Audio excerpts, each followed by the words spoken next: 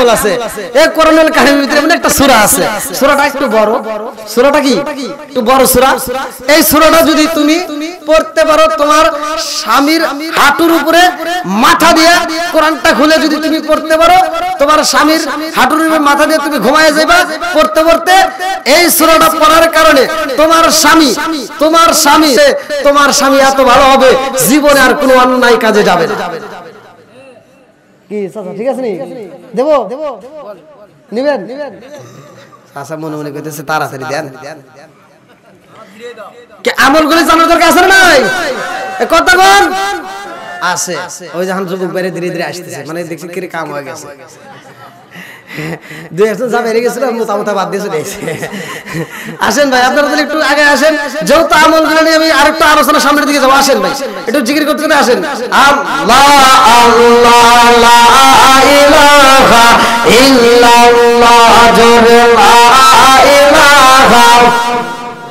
আসেন মহব্বতে লা ইলাহা ইল্লাল্লাহ জোরে লা ইলাহা।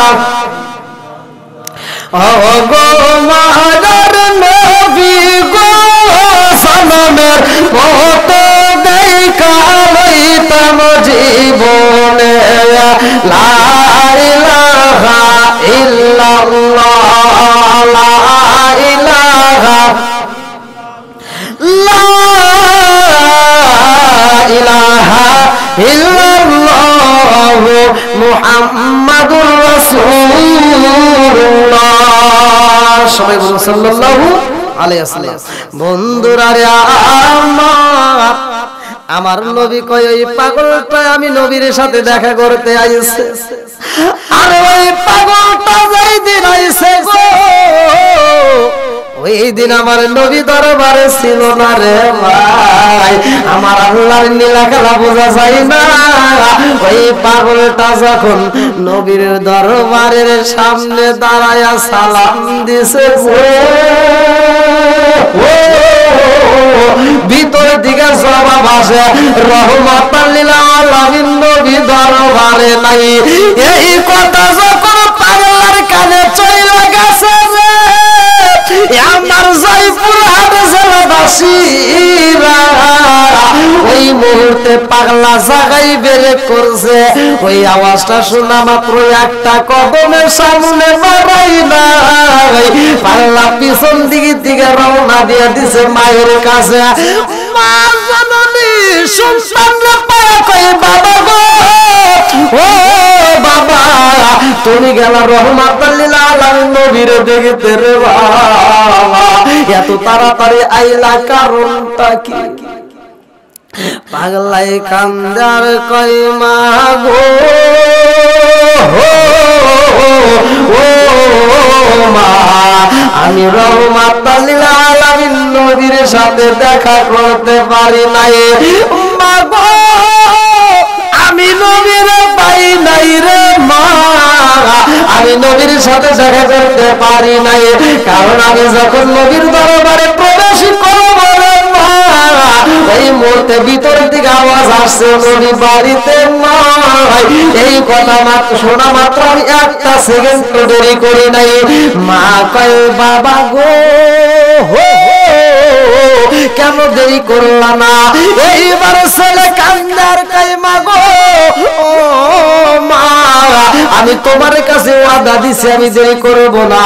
আমি যদি দেরি কইরা পালাই রে মা, আমার সারা জীবনের আমল নষ্ট হয়ে যাইব।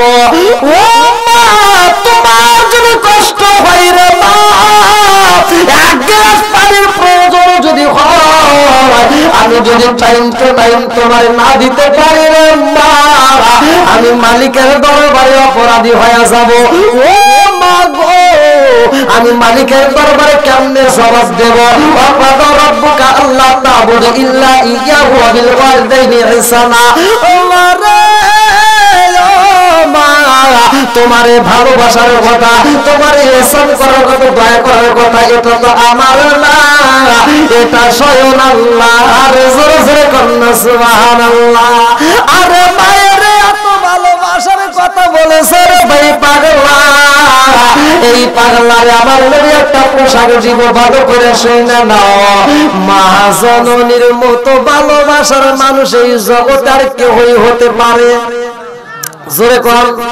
বনে জলে বন বাদুরি, ছাউ জলে তায়ার বুকে, এমনি মারে সংসারে না পড়লে হাজার দুঃখে। বিদেশেতে কারো যদি ছেলে ময়রা যায়, পশু পাখি জানার আগে আগে জানে মায়। জোরে কোন কথা ঠিক কিনা? কালা গরু ধলা গরু একই রকম দুধ, শরীয়ত মারফত কি জিনিস কি মায়ের ভূত। জোরে কোন কথা ঠিক কিনা? মায়ের মতো ভালোবাসার মানুষ কেউই হতে পারে না। বাপের চাইতে বেশি ভালোবাসা মা দেয়। জোরে কোন কথা ঠিক কিনা? আল্লাহর নবীর এক সাহাবী নবীর দরবারে কালেমা পড়া কান্দে রে। আমার জয়পুর হাজারবাসীরা ওই সাহাবীটা চোখের পানি পালাইয়া কান্দে। আমার নবী কয়, সাহাবী রে তোমার চোখে কেন পানি? তুমি তো এই মুহূর্তে তওবা করে ঈমান আনছো, তোমার তামাম জীবনের গুনাহ আমার আল্লাহ মাফ করছে। সূরা আল ফুরকান আয়াত নম্বর 70 ভালো করে শুনবা। আমার আল্লাহ বলে, ইল্লা মান তাবা ওয়া আমানা ওয়া আমিলা আমালান সালিহান ফাউলাইকা ইউবাদদিলুল্লাহু সাইয়্যাতিহিম হাসানা। আরে আমার আল্লাহ বলে, যারা তওবা করে ঈমান আনবে, নেক কাজ করবে রে ভাই, তাদের পিছনে যত গুনাহ থাকে সব গুনাহ আমার আল্লাহ মাফ করে দেয়। জোরে করুন সুবহানাল্লাহ। আমার নবী কয়, সাহাবী রে ও সাহাবী তুমি কেন চোখের পানি ফালাইয়া কান্দো? বলে, হুজুর আমার মনের ভিতরে অনেক কষ্ট জমা হয়ে রয়েছে। আমার নবী কয়, সাহাবী কি এমন কষ্ট তোমার ভিতরে হয়ে গেছে রে? বলে, হুজুর আমার আল্লাহ আমারে ক্ষমা করেছে। বলে, তুমি তওবা করে ঈমান আনছো, ইল্লা মান তাবা ওয়া আমানা ওয়া আমিলা আমালান সালিহান ফাউলাইকা ইউবাদদিলুল্লাহু সাইয়্যাতিহিম হাসানা। তুমি যখন তওবা করে ঈমান আনছো, আমার আল্লাহ তোমার সব গুনাহ মাফ করে দিয়েছে। ওই সাহাবীটা মুখটা ডাইকা রে আমার নবীর দরবার দিয়ে ওইটা পাশে যায় হু করে কান্দে। আরে এত কান্দন কান্দে রে, বুকটা ভিজায়া যায়। অন্য অন্য সাহাবীরা আইসা বুঝাই, বাইরে ভাই কেন কান্দ? বলে, আমার মনে অনেক কষ্ট, নবী কষ্টে সীমা নাই। অনেক কষ্ট আমার মনে, নবী কষ্টে সীমা নাই। সকল কষ্ট দূর করিবে, সকল কষ্ট দূর করিবে যদি আপনার দিদার পায় গো। আমরা নবী নবী কইরা মজা পাইছি কারণে কন্যায় আল্লাহু আকবার। আরে ওই সাহাবীটা কান্দে রে, আমার জয়পুর হাজারবাসীরা। আমার নবী সাহাবীদের কাছে কয়, সাহাবীরা রে আমার ওই পাগল সাহাবীটা এত কান্দে কেন? ওর মনের ভিতরে কি এমন কষ্ট? এই কষ্টের কথা কইলা কই না রে ভাই, কাঁদতে কাঁদতে গলার স্বর নষ্ট হয়ে যায়। আমার নবী কয়, কি হয়েছে তোমার ভিতরে, কি এমন কষ্ট হয়ে গেছে? ওই সাহাবীটা কান্দার কয়, হুজুর আমি জানতে চাই আমার জীবনের গুনাহ আল্লাহ মাফ করবে। আমার নবী কয়, সাহাবী রে তুমি তো তওবা করে ঈমান আনছো, আমার আল্লাহ অবশ্যই তোমারে মাফ করবে। ওই সাহাবীটা কয়, হুজুর আমার সারা জীবনের গুনাহ আল্লাহ মাফ করবনি। বলে ইন্নাহু হুয়াত তাওয়াবুর রহিম, নিশ্চয় আল্লাহ তাআলা তওবাকারীকে ভালোবাসে। ইন্নাহু হুয়াত তাওয়াবুর রহিম, তুমি তওবা করছো, আমার আল্লাহ তওবাকারীকে ভালোবাসে। ওই সাহাবীটা কই হুজুর গো, হুজুর আমি তওবা করেছি, ঈমান আনছি, আমার আল্লাহকে আমারে maaf করবনি? বলে হ্যাঁ অবশ্যই করবে। বলে হুজুর আমার জীবনে আমি এত পরিমাণ গুনাহ করছি গো, আমার আল্লাহ বুঝি আমারে maaf করবে না, আমার গুনাহ বুঝি আল্লাহ ক্ষমা করবে না। আমার নবী কই সাহাবী কি এমন গুনাহ তোমার জীবনে করছো যেই গুনাহ আমার আল্লাহ ক্ষমা করবে না? বলে হুজুর গো, আমার জীবনে আমি এত গুনাহ করেছি যেই গুনাহ আমার আল্লাহ আমারে ক্ষমা করবে না। বলে কি গুনাহ করেছো? বলে হুজুর আমার জীবনে আমি একটা নয় দুইটা নয়, কোন কোন রিওয়ায়াতে আছে 70টা, কোন কোন কিতাবে আছে 72টা মেয়েরে সে নিজের হাতে হত্যা করেছে। আমার নবী কয় সাহাবী রে কি এমন গুনাহ করেছে রে সাহাবী? আমার আল্লাহ বলছে লা তাকুনাত মির রাহমাতিল্লাহ, আল্লাহর রহমত থেকে নৈরাশ হইও না। যত গুনাহ করেছো গো তওবা করে ঈমান আনার কারণে আমার আল্লাহ তোমারে maaf করে দিয়েছে। ওই সাহাবীটা কান্দার কই হুজুর গো, হুজুর আমার জীবনে আমি যতগুলো মানুষ মারছি তার ভিতর সবার শেষে আমি যেই মেয়েটার মারছি হুজুর গো, ওই মেয়েটার কথা আজ পর্যন্ত আমি বলতে পারি না। আজ পর্যন্ত আমার কানের কাছে ওই মেয়ের কান্নার আওয়াজ আসে হুজুর, আজ পর্যন্ত আমার চোখের ভিতরে ভাসে ওই মেয়েটারে আমি কেমনে হত্যা করেছি। আমার নবী কয় কেমনে করলা? বলে হুজুর ও মায়ার নবীজি, আমার মহল্লার ভিতর আমার গ্রামের ভিতর যদি কারো কন্যা সন্তান হইতো আমারে খবর দিত, আমি যাইতাম সেই সন্তানগুলোকে আমার এই হাতে মাটি দিতাম, জীবিত কবর দিতাম, আমি এই হাতে সন্তানগুলোকে হত্যা করতাম। হুজুর গো আমি যখন একটা ভালো ব্যবসা পাইলাম, ওই ব্যবসার কাজে যাওয়ার জন্য আমার স্ত্রীর কাছ থেকে আমি বিদায় নেব, ওই মুহূর্তে আমার স্ত্রী ছিল গর্ভবতী।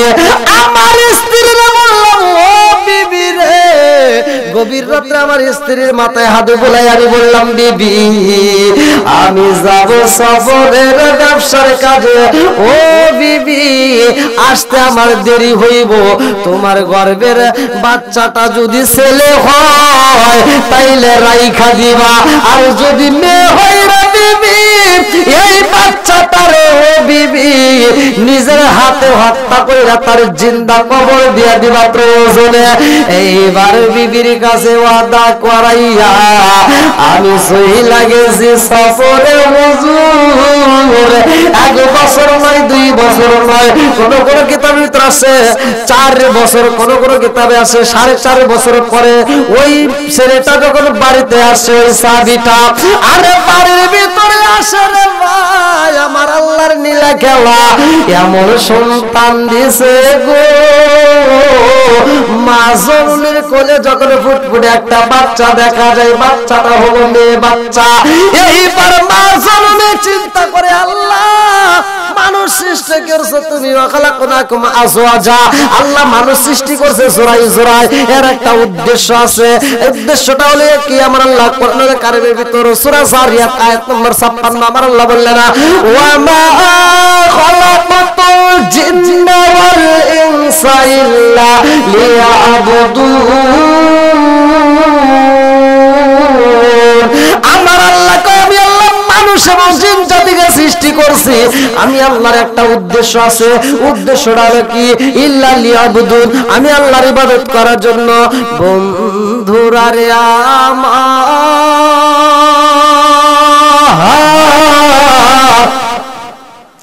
এই বাচ্চাটা যখন মেয়ে বাচ্চা হয়ে জন্ম নিছে রে ভাই, মা জননী আর মারতে পারে না।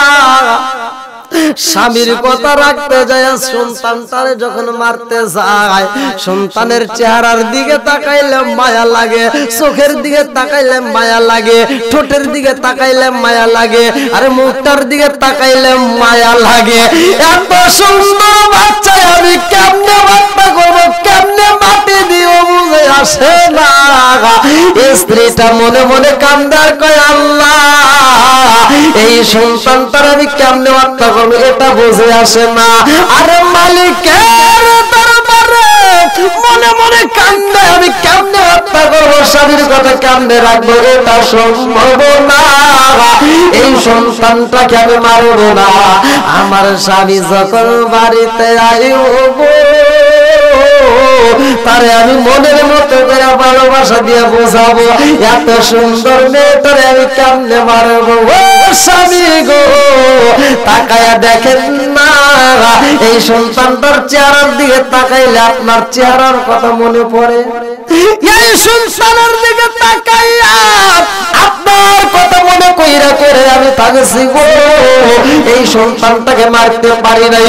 ও স্বামী গো আপনার যেমন চোখ আমার মেয়েটারও তেমন চোখ, আপনার যেমন ঠোঁট আমার মেয়েটারও তেমন ঠোঁট, দেখছেন আপনার চেহারার সাথে মেয়েটার চেহারার মিল আছে। এই মহিলাই আমার স্বামীর আমি বুঝে দেব, মেয়েটাই কল্পনা সল্পনা কইরা বাচ্চাটারে মানুষ করে রে ভাই। এইবার মেয়েটার বয়স 1 বছর 2 বছর 3 বছর 4 বছর যখন পূর্ণ হয়ে যায় রে, মা জননী কিছু মুদ্রা দেয় মেয়ের কাছে রে ভাই। এইবার মেয়েটারে দিয়া মা বুঝাই, মা গো তোমার বাবা আইব বাড়িতে। ও মা তোমার বাবা যখন বাড়িতে আইব আমি যেই মুদ্রা দিলাম রে মা, এই মুদ্রা গুলো নিয়া তোমার বাবারে দিয়ে একটা সালাম দিবা, তোমার বাবারে একটা গিফট দিবা, তোমার বাবার একটু সম্মান দেখাইবা, তোমার বাবার একটু ভালোবাসা দিবা। এইবার ছোট্ট মেয়েটারে বুঝাইয়া দিছে রে ভাই, বাপটার সম্মান দেখানোর জন্য, বাপটারে একটা স্বাগতম জানানোর জন্য, বাপটারে একটা গিফট দেওয়ার জন্য। এইবার বাপটা সেই দিন বাড়িতে আইছে গো, এইবার বাড়িতে আইসা বিবির সামনে দাঁড়াইয়া কয় বিবি রে আমার সন্তানের খবরে কি? ও বিবি আমার সন্তানের খবরে কি রে বিবি?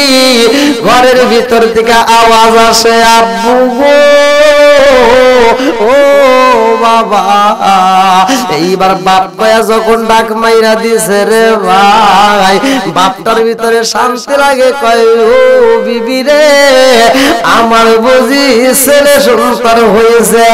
আরে মা জননী চোখের পানি লিয়া রে ভাই, কাপড়ের আসল দিয়ে চোখের পানি মশার ঘরের ভিতরে যাইয়া মেয়েটারে ডাক দিয়া বুকের ভিতরে যাইয়া মেয়েটারে কানে কানে কয় মা গো তোমার বাপরে তুমি এই হাদিয়াটা দিয়া তোমার বাপরে তুমি আব্বা কয়া মনের মতো করে ডাকবা। এইবারে মেয়েটা যাইয়া বাপরে হাদিয়া দিছে ভাই, বাপরে বলা দইরা মেয়েটা কান্দার কয়া ও বাবা এতদিন কইছিল রে বাবা, ও বাবা তোমারে দেখতে পারি নাই, ও বাবা তোমারে আমি আব্বা কয়ে ডাকতে পারি নাই রে আব্বা, আজকে তোমারে পাইছি রে বাবা, আমি তোমার গলা ছাড়তে পারবো না। এত ভালোবাসা দিছে গো, বাপের ভিতরেও তখন মায়া লাইগা গেছে। বাপটা কয় বিবি রে তোরে বলছি একটা তুই করছস আর একটা। ও বিবি রে, আমি এই সমাজের ভিতরে কেমনে মুখ দেখাবো, এই সমাজের মানুষকে আমি কেমনে মুখ দেখাবো, সব মানুষের সামনে আমি কেমনে দাঁড়াবো। এইবার বিবি কয় স্বামী গো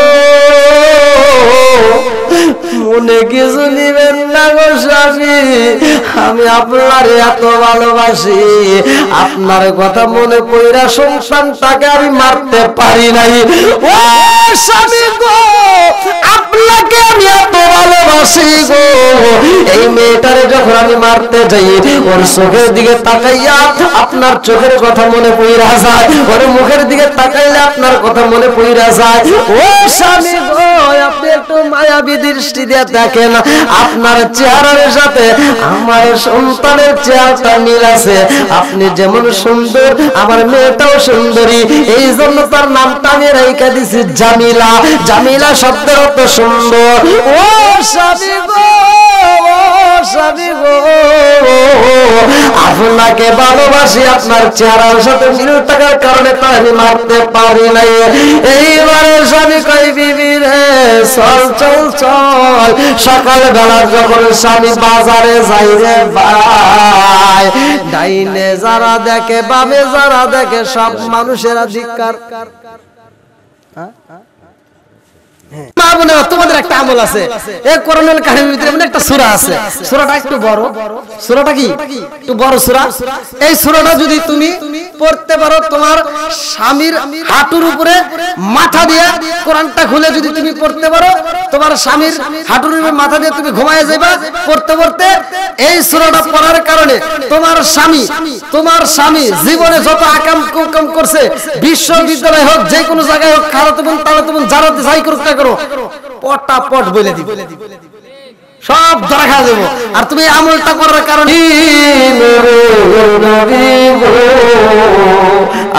আপনার চরণেতে হাজির হয়েছি, স্বীকার কন্যায় আল্লাহু আকবার।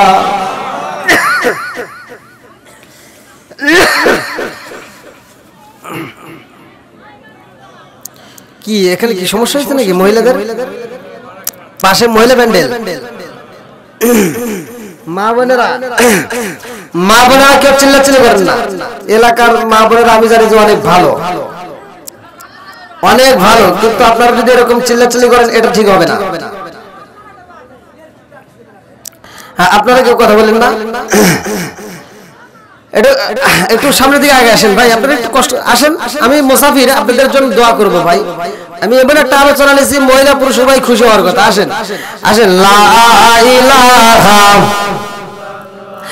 মাশাআল্লাহ, লা ইলাহা, আরো জোরে লা ইলাহা মাশাআল্লাহ, লা ইলাহা ইল্লাল্লাহ, লা ইলাহা ইল্লাল্লাহ, লা ইলাহা ইল্লাল্লাহ, লা ইলাহা, লা ইলাহা ইল্লাল্লাহ মুহাম্মাদুর রাসূলুল্লাহ। সবাই বলেন সাল্লাল্লাহু আলাইহি ওয়াসাল্লাম। মা বোনেরা নীরবতা পালন করেন, বিশেষ করে আমি জানি এলাকার মা বোনেরা অনেক ভালো, অনেক মহিলারা ঝগড়াটে হয়। আর আপনাদের এলাকায় কি আছে তা জানি না, অনেক জায়গায় মহিলারা এত পরিমাণ ঝগড়াটে ফাস্ট, যে জায়গায় ভেজাল লাগবে দেখবেন ওইখানে খুঁচা খুঁচা দেখেন ওর ভিতর মহিলা আছে। আছে কারণ পৃথিবীতে সর্বপ্রথম মানুষ খুন হয়েছে, সেটার ভিতরে মহিলা আছে। কতক্ষণ পৃথিবীতে সর্বপ্রথম মানুষ খুন হয়েছে, সেটার ভিতরে কি মহিলা আছে। মহিলা নিয়ে যেরকম কথা ঠিক কিনা? আবার কিছু মহিলা আছে এমন খারাপ, ওরা এমন ঝগড়াটা ফাস্ট, ওরা বাড়ি বাড়ি সকালবেলা ঘুম থেকে উঠে আগে বাড়ি বাড়ি যা ঝগড়া করে এসে তারপরে বাড়ির কাজ করে। কতক্ষণ স্বামীর খেদমত নাই, শ্বশুর শাশুড়ির খেদমত নাই, সারা গ্রাম ঘুরে ঘুরে কারবারে ঝগড়া করা যায়, হেইতে তালাশ করে। আবার তালাশ করে কিছু কিছু মহিলা দেখবেন এমন ঝগড়া করে ওর দেখে সবাই ভয় পায়। হ্যাঁ, ভয় পায়, ওর সাথে কেউ কথা বলতে চায় না। যখন দেখা যায় আমার হাতে কেউ ঝগড়া করে না, কথাই কয় না, কেউ ঝগড়া করার মানুষ নাই, তখন রাস্তায় দাঁড়ায়া বাতাস বাতাস যে আছে না, এই বাতাসের সামনে দাঁড়াতে বাতাস আমার গায়ে লাগবে, বাতাসের সাথে ঝগড়া করে, মানে ঝগড়া না করলে ওর পেটের ভাত হজম হয়। এরকম আজাদ কুজাত মহিলা আছে না নাই? যেরকম এই জন্য মা বোনেরা, আমি জানি এলাকার মা বোনেরা, জয়পুরহাটের মা বোনেরা ভালো, এরা ঝগড়া করতে জানে না, এরা ঝগড়া করতে বোঝে না। আমি চাই আপনারা একটু নীরবতা পালন করেন, আর আজকের মাহফিল থেকে শিক্ষা নিয়ে যান, আজকের মাহফিল থেকে শিক্ষা নিয়ে যান। দেখেন আল্লাহ রসুলের স্ত্রী, তিনি রসুলের একটা পোশাক মোবারকের জন্য পাগল, কখন ঠিক কিনা? আর আমাদের মহিলারা কি তাই? ঘরের ভিতর 14টা কাপড় থাকলো, ঈদের সামনে যদি এইবার যদি পাখি জামা না দেও বুগুম কিল দিমু, কথা কোন ঠিক কিনা? আছে না নাই? আপনারও কয় এই দেন চাচা কি কয়, আজকে আপনি বাড়ির যে খবর আছে। হ্যাঁ, আজকে চাচার একটা মহব্বতের আলোচনাও দিয়ে দিব। আল্লাহ রাসূল বলছে, কম নাকি খুশি হইতেছে মনে মনে। আল্লাহ রাসূল বলছে, স্বামী স্ত্রী যখন ঘুমাবে, স্ত্রীর এমন একটা জায়গা আছে যেই জায়গাটায় হাত রাখলে অটোমেটিক আপনার আমলনামায় সওয়াব দেওয়া হবে। আলহামদুলিল্লাহ, মানে খুশি হইছে খুব। দেখছেন নি কি জানার দরকার আছে না নাই? এই আজকে অনেকেই নফল নামাজ পড়ছে, অনেকেই পড়ে নাই, কথা কোন ঠিক কিনা? আপনারা এমন কোন ব্যক্তি আছে কি যে প্রতিদিন নিয়মিত প্রতিদিন সারা রাত দাঁড়ায় দাঁড়ায় নফল ইবাদত করে? আছে? আর আপনাকে আমলটা শিখে দেব। আপনি স্ত্রীর এমন একটা জায়গা আছে, এমন একটা গোপন জায়গা আছে যে জায়গাটায় হাত রাখবেন, হাত রাখা যদি আপনি একটু আদর করতে পারেন, বা ওই জায়গাটায় হাত দিয়ে যদি আপনি ঘুমাইয়া যেতে পারেন, বা স্ত্রী যদি আপনার ওই হাতটা রাখার কারণে ঘুমাইয়া যায়, আল্লাহ রাসূল বলছে সারা রাত নফল ইবাদত করলে যেই সওয়াব, আপনার আমলনামায় সেই সওয়াব দেওয়া হবে। জানার দরকার আছে না নাই? আর আমার যুবক ভাইরা যারা আছে, যুবক ভাই ও যুবক ভাই, তোমাদের জন্য আমল দিয়ে যাই। আমার যুবক ভাইরা কোরআনুল কারীমের ভিতরে এমন একটা সূরা আছে, ছোট্ট একটা সূরা, যারা বিয়ে করো নাই এরা তো বিয়ে করছে, এরা একটা আমল আজকে থেকে শুরু করে দিব না, কথা ঠিক না? এ ভাই, এই ভাই খুব খুশি হয়েছে, কাম হয়ে গেছে, মনের মতো হুজুর করে আসলো রে ভাই, মনে মনে করতেছেন তাই না যে হুজুরকে আগে আনলে আর কাম হতো। আমার যুবক ভাই যারা আছে ওরা মনে মনে ভাবতেছে সেটা বিয়ে করলাম না কেন? হে ভাই, বিয়ে করলে তাদের ওরা তো বিয়ে করে করে হয়ে গেছে। আমি একটা মোবাইল কিনতে গেছিলাম, তো আমি ইউটিউবে হয়তো বলছি, মোবাইল কিনতে গেছি, এক দোকানদার, হ্যাঁ দোকানদার দোকান পরিষ্কার করতেছে, সকালবেলা ভরে গেছি, তাহলে মোবাইল কিনতে গেলে তখন একটু দাম কম নিব না?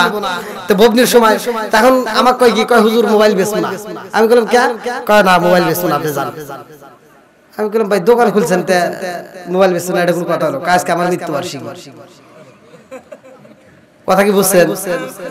আজকে আমার মৃত্যুবার্ষিকী আছে, যে মানুষ মরে গেছে এই কেমন দোকান চালাতে পারে? আমি কে ভাই, আপনি মৃত্যুবার্ষিকী মানে আপনি কথা তো বুঝেন, আপনি দোকান খুলছেন? হুজুর এই জ্ঞান আপনি নাই। মানে কয় আমি আজকের এই তারিখে বিয়ে করছি, ওই দিনে মরে গেছি। তার ভিতর কি, ওর ভিতর সংসারে অশান্তি আছে, কি আছে? অশান্তি আছে, জনগণ কথা ঠিক কিনা?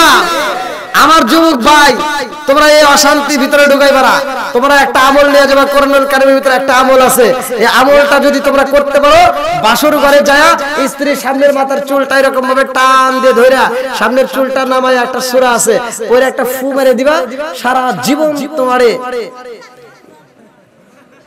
বুঝেন নাই, জীবনের চাইতে বেশি ভালোবাসবে তোমার স্ত্রী। কোনদিন কলেজে নলেজে বিশ্ববিদ্যালয়ে কোন খালাতো ভাই তালতো ভাইরে জীবনে একটা মিস কল দিব না, খালি তোমারে দিব ডাইরেক্ট কল। এই আমলটা করার দরকার আছে না নাই? এই কথা বল। আর পর্দানিশী মা বোনেরা এখন চুপ করছে, মানে ভাবতেছে কি ওখানে দে, আমার কিছু দিব না, দেখেন এখন চুপ করছে। নিয়েছেন নিয়েছেন, হ্যাঁ হ্যাঁ হ্যাঁ নিয়েছেন, হ্যাঁ হ্যাঁ হ্যাঁ যান যান যান। আল্লাহু আকবার কর।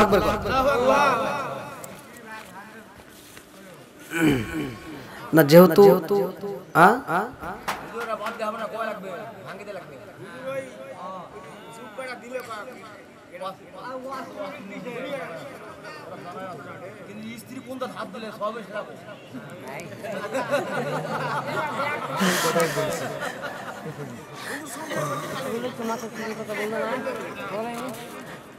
আচ্ছা আচ্ছা ঠিক আছে ঠিক আছে ঠিক আছে। যেহেতু না না যেহেতু আসলে তো অনেক রাত হয়ে গেছে বুঝছে না হ্যাঁ 12টা বাজার আর বাকি নাই 12টা বাজার আর বাকি নাই আলহামদুলিল্লাহ কেউ কথা বলবেন না একটু সামনের দিকে আসেন ভাই একটু আদবের সাথে আমরা বসি আদবে আউলিয়া বেয়াদবে শয়তান আমরা আদব নিয়ে বসি নারায়ে তাকবীর নারায়ে তাকবীর প্রধান বক্তার আগমন মাহফিলের পক্ষ থেকে ভাই এত দুর্বল হয়ে গেছেন কেন রাগ করছেন নাকি মনে মনে ভাবতেছেন রাত বেশি হয়ে গেছে আজকের মাহফিলের প্রধান বক্তা বিশিষ্ট ইসলামী চিন্তাবিদ উদীয়মান তরুণ বক্তা মুফাসসিরে কোরআন হযরত মাওলানা মুফতি রুহুল আমিন বিন মুসলিম জয়পুরি ভালো আছেন যাক আমার ভাইজান তিনি আমাদের মাঝে উপস্থিত আর ভাইজানরে বসা রেখে আলোচনা করাটাও সম্ভব না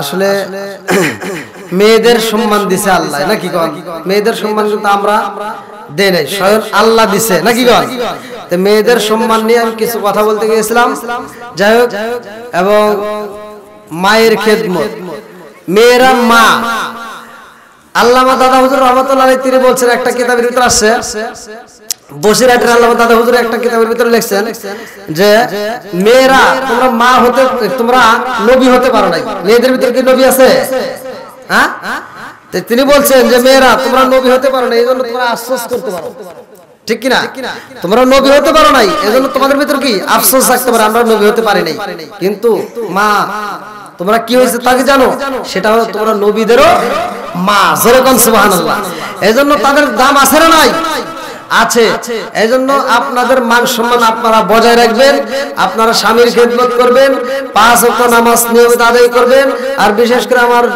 যে সমস্ত ভাইরা আজকের মাহফিলে উপস্থিত আলহামদুলিল্লাহ আপনারা সকলেই মসজিদকে ভালোবাসেন যেহেতু আজকে মসজিদ উপলক্ষে মাহফিল মসজিদের আয়োজন পৃথিবীতে একটা ঘর দামি সবচেয়ে সেই ঘরটার নাম কি না না না না মসজিদের চাইতে একটা দামি ঘর সেটা হলো খানায় কাবা সেটা কি খানায় কাবা আর খানায় কাবার সাথেই জড়িত একটা ঘর সেটা হলো মসজিদ যেরকম কথা ঠিক কিনা তাহলে মসজিদও দামি খানায় কাবাও দামি তাহলে আপনারা যারা আসছেন আপনারা জানেন যে পৃথিবীতে একটা মাত্র ঘর যেটা আল্লাহ তাআলা সৃষ্টি করছে যেই ঘরের ছাদ ঢালাই হয়েছে কোনো রড দেওয়া হয় নাই সিমেন্ট দেওয়া হয় নাই বালি দেওয়া হয় নাই সেই ঘরের ছাদ ঢালাই হয়েছে পৃথিবীতে এমন কোন ঘর কোন রাজমিস্ত্রি দিতে পারবে রড সিমেন্ট বালি ছাড়া দিতে পারবে না কিন্তু সেটা দেওয়া হয়েছে এমন ভাবে দিয়েছে যে কিয়ামতের আগ পর্যন্ত ওই ঘর আর কোন মেরামত করা লাগবে না জোরে কোন সুবহানাল্লাহ